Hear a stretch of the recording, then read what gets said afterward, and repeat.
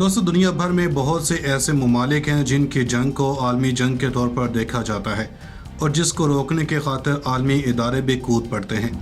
इन ममालिक में अगर south Korea, north Korea, Bharat, Pakistan, America और चीन की मिसाल दी जाए तो हैरत की बात नहीं होगी। लेकिन इनके बावजूद दो ममालिक ऐसे हैं जो एक दूसरे को सफ़ा हसी से मिटाने पर तुले हुए हैं। इनमें से एक मुल्क दिफाई, मुआशी और बहुत सी पाबंदियों का शिकार है, लेकिन उसके सामने वाली ताकत उतनी ही मजबूत है। आज की इसी वीडियो में आपको ऐसे छोटे लेकिन बुलंदो बाला हौसले वाले मुल्क के बारे में बताएंगे कि जिसने अबाबील की तरह हाथियों के लश्कर को नकेल डाल दी है। इस टॉपिक का आगाज करने से पहले नए आने वाले दोस्तों से गुजारिश है कि हमारे चैनल को सब्सक्राइब कर लें। दोस्तों, आज के इस वीडियो में ईरान और इसराइल की बात करने जा रहे हैं, जिनकी कशीदगी हालिया हमास और इसराइल जंग के बाद बढ़ चुकी है। इस जंग के बाद इसराइल ने हमेशा की तरह ईरान को मुर्द इल्ज़ाम ठहराते हुए फिर से ईरान के खिलाफ जंगी अज़ाइम पुख्ता करने शुरू कर दिए हैं। लेकिन ईरान ने इस बार ऐसे जंगी हरबे इस्तेमाल किए हैं जिसने इसराइल को नाको चने चबवा दिए हैं और इसराइल को कानो कान खबर भी ना हुई कि इसकी ही सरजमीन पर ईरान ने कौन सा ख़तरनाक तरीन हथियार इस्तेमाल कर दिया है। दोस्तों, मौसूल होने वाली ताज़ा तरीन इतलात के मुताबिक इसराइल ने एक खबर शाया की है जिसके मुताबिक ईरान ने इसराइल पर एक माहौलियाती हमला किया है और ये ईरान की जानिब से फ़लस्तीन जंग के बाद एक और इंतकामी हमला है। द गार्डियन पर शाया की गई खबर के मुताबिक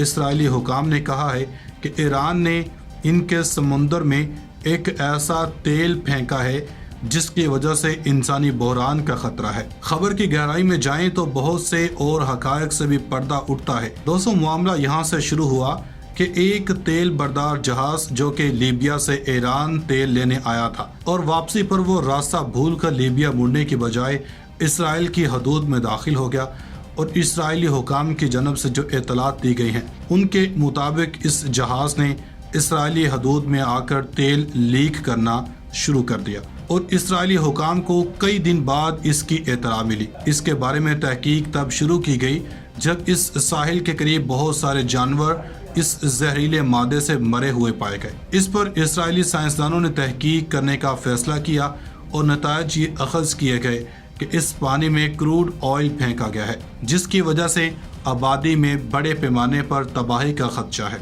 सबसे ज़्यादा हैरत की बात यह है कि जैसे ही ये जहाज़ लीबिया गया, वहाँ पर कुछ देर रुकने के बाद ये वापस ईरान चला गया, जिसके बाद इसको अब तक ना पकड़ा गया है और ना देखा गया। दोस्तों, हालात इसराइल के काबू से बाहर होते जा रहे हैं और जैसे ही हमास ने इसराइल को शिकस्त दी है, इसने तब से ही नेतन्याहू को अपना ज़हनी तवाज़ुन भी खो चुका है। इसके साथ ये कैसे हुआ? दोस्तों, दूसरी जानब फ़लस्तीनी है जो कि किसी भी सूरत इसराइली जारियत से डरने को तैयार नहीं है और अपनी हरम अल अक्सा की हुर्मत के लिए अपनी जानें कुर्बान करने पर तुले हुए हैं। फ़लस्तीन से मौसूल होने वाली इतलात के मुताबिक फ़लस्तीन के कौमी इस्लामी ग्रोहों ने राम अल्लाह में फ़लस्तीन के परचम तले अवामी इस्तेकामती सरगर्मियों का दायरा वसी करने पर जोर दिया है, जबकि सेहूनी फ़ौजियों ने एक और नौजवान फ़लस्तीनी को गोली मारकर शहीद कर दिया है। फ़लस्तीन के कौमी इस्लामी ग्रोहों की राम अल्लाह में एक नशिस्त हुई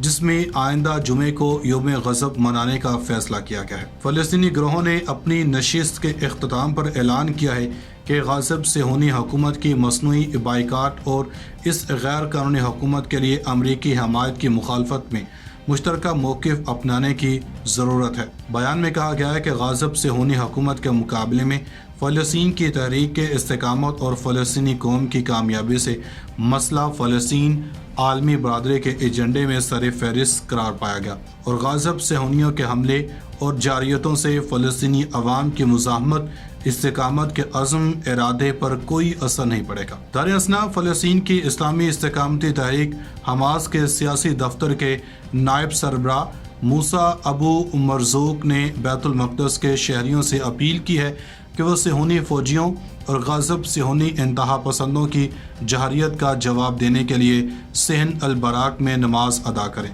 इन्होंने ट्वीट किया है कि सहन अल बराक मुबारक मस्जिद अक्सा का ही हिस्सा है जहाँ المغاربہ اور البراق کے نام سے 2 مساجد موجود ہیں۔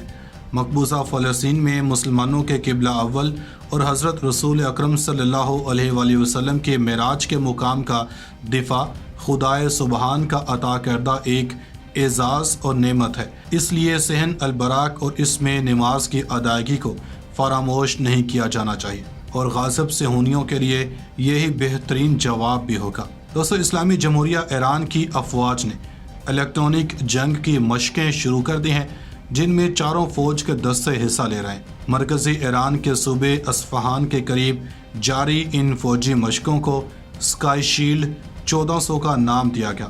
ان مشقوں کا مقصد مختلف شعبوں میں 2 طرفہ الیکٹرانک سگنلوں کو کنٹرول اور پروسیس کرنا ہے۔ مائکرو ایئر وہیکل یا MAV اور حملہ آور ڈرون طیاروں کے مقابلے میں دفاعی صلاحیتوں اور توانائیوں کی جانچ پڑتال، الیکٹرانک جنگ کے سائے میں پہلے سے طے شدہ اہداف کو نامود کرنے کے لیے مائکرو ایئر وہیکل کو مطلوبہ علاقوں میں داخل کرنا، اور ایریل انٹر اسپیٹنگ کے ساتھ ساتھ سائبر ڈیفنس کے ریہرسل کرنا اسکائی شیلڈ 1400 فوجی مشقوں کے دیگر اہداف میں شامل ہے۔ فوج کے کوارڈینیٹر ریئر ایڈمرل حبیب اللہ سیاری نے عصر حاضر کی جنگوں میں الیکٹرانک جنگ کی اہمیت کی جانب اشارہ کرتے ہوئے کہا کہ ایرانی فوج نے الیکٹرانک جنگ کے لیے لازمی انفراسٹرکچر تیار کر لیا ہے، اور فوج کے مختلف یونٹ ان مشقوں کے دوران بھرپور الیکٹرانک جنگ کی طرح 2 طرفہ سگنلوں کی معلومات جمع کرنے کے علاوہ طے شدہ حربی کارروائیاں بھی انجام دیں گے۔ اسلامی جمہوریہ ایران نے انواع و اقسام کے الیکٹرانک جنگی آلات اور وسائل تیار کر لیے ہیں، جن میں پیراسائٹک، اوسیلیشن، جیمر اور ریڈار بھی شامل ہیں۔ یہاں یہ بات قابل ذکر ہے کہ ایران الیکٹرانک وارفیئر کی تیاری میں تیزی کے ساتھ قدم آگے بڑھا رہا ہے، اور اس نے اس شعبے میں نمایاں ترقی کی ہے۔ ایران نے حال ہی میں الیکٹرو میگنیٹک وارفیئر کی تیاری میں بھی کامیابی حاصل کی ہے۔ عصر حاضر کی جنگوں میں کامیابی کے لیے عسکری طاقت، جنگی آلات اور روایتی ہتھیاروں کے متوازن استعمال کے ساتھ ساتھ دشمن کی فوجی طاقت اور اہم تنصیبات کے بارے میں معلومات کا حصول اور ان کا تجزیہ کرنا الیکٹرانک وارفیئر یونٹ کے ذمہ داریوں میں شامل ہے۔ دشمن کے الیکٹرانک سسٹم میں مداخلت اور اسے ناکارہ بنانا، جن میں ریڈیائی رابطے، الیکٹرو میگنیٹک ریڈیشن، لیزر شعاعیں اور ساؤنڈ نیویگیشن، رینگنگ یا سونار وغیرہ شامل ہیں۔ یہ سارے آلات الیکٹرانک وارفیئر کا حصہ ہیں۔ ناظرین، مزید ایسی ویڈیوز دیکھنے کے لیے ہمارا YouTube چینل سبسکرائب کر لیں۔